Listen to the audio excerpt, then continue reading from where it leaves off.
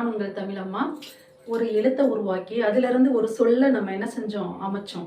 சொல்லு புணருதா, நின்ற மொழி வருமொழி, நிலைமொழி வருமொழின்னு சொல்லிட்டு அதை 2 சொற்களை இணைத்து என்ன செஞ்சோம், ஒரு வாக்கியமா உருவாக்கணும். அந்த வாக்கியத்துல நம்ம அகப்பொருள் புறப்பொருள்னு பொருளை உள்ள வச்சு அந்த சொற்களை அமைச்சோம். எழுத்து உருவாக்கியாச்சு, சொல்ல உருவாக்கியாச்சு, பொருள் அமைச்சாச்சு. அடுத்து என்ன செய்யலாம், அந்த மொழியில அடுத்து என்ன நம்ம மேம்படுத்திக்கலாம் அப்படின்னா, பா இயற்ற பழகலாம் அப்படின்றது. பானா என்னடாம்மா, பா என்றால் செய்யுள், பாட்டு, கவிதை அப்படின்னு நம்ம சொல்றோம். செய்யுள்னா என்ன, பாட்டுனா என்ன, கவிதைனா என்ன அப்படின்னா 63 நாயன்மார்களும் ஆழ்வார்களோ திருமுறைகளும் 4000 திவ்ய பிரபந்தமும் ஔவையார் போன்ற சங்ககால புலவர்கள் பாடினதெல்லாம் நம்ம செய்யுள்னு சொல்றோம். பாரதியார், பாரதிதாசன், நாமக்கல் கவிஞர், சுரதா, அப்துல் ரஹ்மான் இவங்க இயற்றினதெல்லாம் நம்ம ஏன் சொல்றோம். இன்னைக்கு எழுதக்கூடிய திரை இசை கவிஞர்கள் எழுதக்கூடிய வைரமுத்து ஐயாவா இருக்கட்டும், எல்லாரும் இன்னைக்கு அவங்க எழுதுறத நம்ம என்ன சொல்றோம், கவிதைன்னு சொல்றோம். கவிதை, பாட்டு எழுதுறாங்கன்னு சொல்றோம். ஏன் சங்ககால இலக்கியங்கள்ல வரக்கூடியதை அதே கவிதை தானே, அதை ஏமா நம்ம செய்யுள்னு சொல்றோம், இதை ஏமா நம்ம பாட்டு கவிதை அப்படின்னு சொல்லி உனக்கு சந்தேகம் வரலாம். செய்யுள் அப்படின்னா இலக்கண முறைப்படி எழுதுறதுதான் என்னது, ஒரு இலக்கண முறைப்படி ஒரு கவிதையை அமைத்தல் தான் என்னது செய்யுள் அப்படின்றது.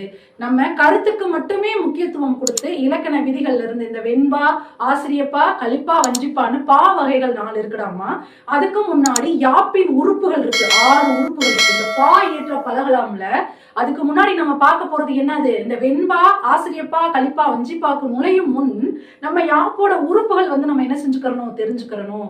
அது பிழை இல்லாம நீ தெரிஞ்சேனாதான் என்ன செய்ய முடியும், அந்த உறுப்பை உன்னால கட்டமைக்க முடியும். அப்ப செய்யுள்னா என்ன, யாப்பின் உறுப்பு, எழுத்து, அசை, சீர், தலை, அடி, தொடைன்னு 6 உறுப்புகள் இருக்கு. எழுதி, நாவை அசைத்து, சீர் பிரித்து, தலை அமைத்து, நின்ற சீரோட வரும் சீரும் பொருந்த தலை அமைத்து, அது அடுத்து என்ன செய்யற, நின்ற சீரும் வரும் சீரும் அமைத்து 2 அடி 3 அடி அளவடி சிந்தடின்னு அடி அமைத்து, அதுல நீ என்ன சேர்க்கிற, தொடை நயம் சேர்க்கிற. இதுதான் என்னது, யாப்பின் உறுப்புக்குள்ள நம்ம கட்டமைக்கப்படக்கூடிய அந்த செய்யுளைத்தான் என்ன சொல்றோம், அந்த வரிகளைத்தான் செய்யுள் அப்படிங்கிறோம். அப்ப சங்க இலக்கியங்கள் மரபு சார்ந்தது, இலக்கண விதிக்கு உட்பட்டது.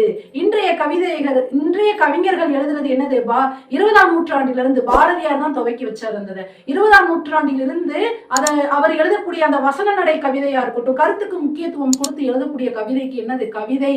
இன்னைக்கு நம்ம திரை இசை பாடல்கள்ல வர்றது அது பாட்டு அப்படின்னு, அவங்க என்னது கவிதை மொழியில தான் எழுதுறாங்க.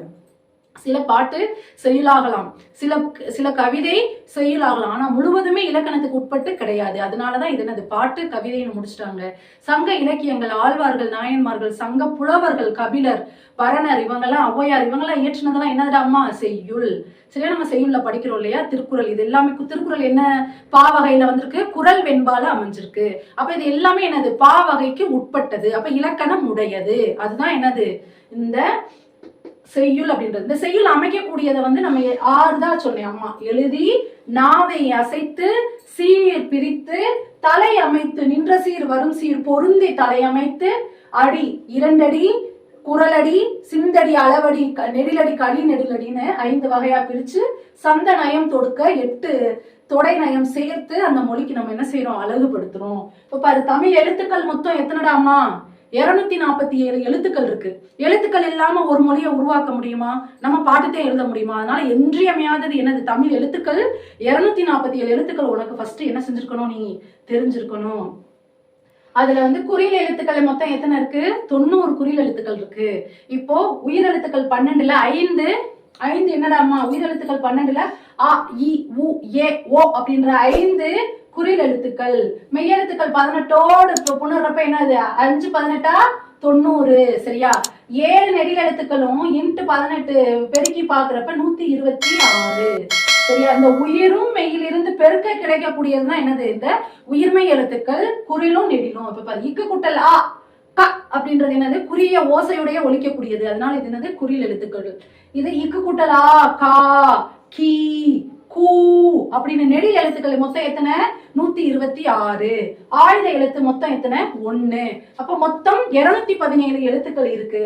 உயிர் 12 மெய் 18 சேர்த்தா எத்தனை, 30 எழுத்துக்கள். இதையும் 217 பிளஸ் 30 கூட்டுறப்ப உனக்கு எத்தனை வருது? 247 தமிழ் எழுத்துக்கள். இந்த தமிழ் எழுத்துக்கள் நீயே தெரிஞ்சாதான் என்ன அமைக்க முடியும்? அடுத்து நாவை அசைத்து ஒரு சொல்லா உருவாக்க முடியும். சொல்லுக்கும் சீர் தான் என்னது? சொல்லுன்றது. சரியா? எழுத்துக்கும் சொல்லுக்கும் இடைப்பட்டதுதான் என்னது? அசை. அப்படின்னு நாவை அசைத்து கூட்டி ஒரு பிறந்த குழந்தை எப்படி வந்து நாக்க அசைச்சு ஒரு சொல்லா ஒவ்வொரு வார்த்தையா உருவாக்காது, முனைப்படுமா? அது போல நம்ம என்ன செய்யணும்? இங்க அப்படியே அசைச்சு பார்க்கணும். நாக்கு அசைச்சு அந்த சொல்ல உருவாக்க நம்ம சேர்க்க போறோம்தான் என்னது? அசை. அந்த அசை வந்து எத்தனை வகையா இருக்கு அப்படின்னு நீ பாத்தீங்கன்னா, நேரசை நிறையசைன்னு 2 வகையா இருக்கு. இப்ப குறில் தனித்து நேரசை அப்படின்றப்ப இந்த 4 கண்டிஷன்ல வரும் பாரு. குறில் எழுத்து தனித்து க அப்படின்னு, குறில் எழுத்து ஒற்றுடன் சேர்ந்து கல் அப்படின்னு, நெடில் எழுத்து தனித்து கா அப்படின்றது இது என்னது? இதுவும் நேரசையில வரும். நெடில் ஒற்றுடன் சேர்ந்து கால் காய் அப்படின்னு வர்றப்ப என்னது? நெடில் ஒற்றுடன் சேர்ந்து வர்றப்ப அது என்னது? இதுவும் என்ன? எப்படி பிரிக்கணும்? நேரசையும் நிறையசையும் எப்படி பிரிக்கணும் அப்படின்றதே இது. புரியுதா? இப்ப அதே மாதிரி இரு குறில் தனித்து, இரு குறில் தனித்து க ல அப்படின்னா இரு குறில் எழுத்துக்கள் தனித்து வர்றது என்னது? நிறையசை. ஒரு குறில் ஒரு நெடில், ஒரு குறில் ஒரு நெடில்,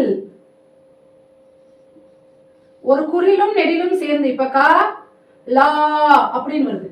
ஒரு குறில் எழுத்து ஒரு நெடில் எழுத்து வருது. கா லா அப்படின்றப்ப என்னது? ஒரு குறில் ஒரு நெடில். இது நிறையசை. சரியா? அடுத்து ஒரு குறில் ஒரு நெடில் ஒரு ஒற்று எழுத்து சேர்ந்து வருது. இப்ப கலாம். ஒரு குறில் ஒரு நெடில் ஒரு ஒற்று எழுத்து சேர்ந்து வருது என்னது? கலாம் அப்படின்னு சொல்லிட்டு. சரியா?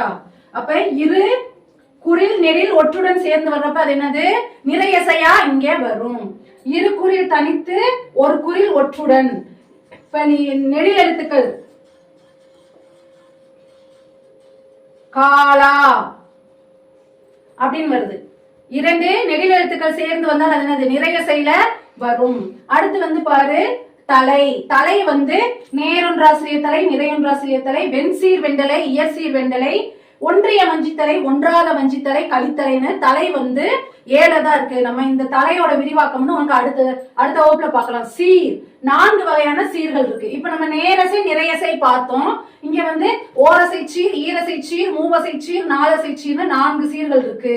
இந்த ஓரசை சீர் அப்படின்னு பாத்தீங்கன்னா நாக்க ஒரு முறை மட்டுமே அசைச்சு பூ கல் மண் கா கால் அப்படின்னு சொல்லிட்டு என்ன செய்யற? நாக்க ஒரு முறை அசைத்து மட்டுமே வரக்கூடிய ஒரு சொல் வந்து ஓரசை சீர்னு வரும். ஈரசை சீர் அக ர.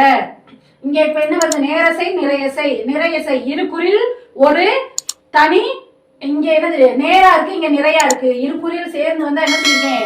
நேரசைன்னு சொல்லியிருக்கேன். ஒரு குறில் மட்டும் தனித்து வந்தா அது ஒரு குறில் தனித்து வந்தா அது நேர், இரு குறில் தனித்து வந்தா அது நிறை. சரியா? இங்க நிறை நேர். ஈரசை சீர். மூவசை சீருக்கு இப்ப செல்வத்துள். செல்வத்துள் என்றப்ப செல்வத்துள் அப்படின்னு என்ன செய்யற? ஒரு வார்த்தைய நீ என்ன செய்யற? பிரிக்கிற.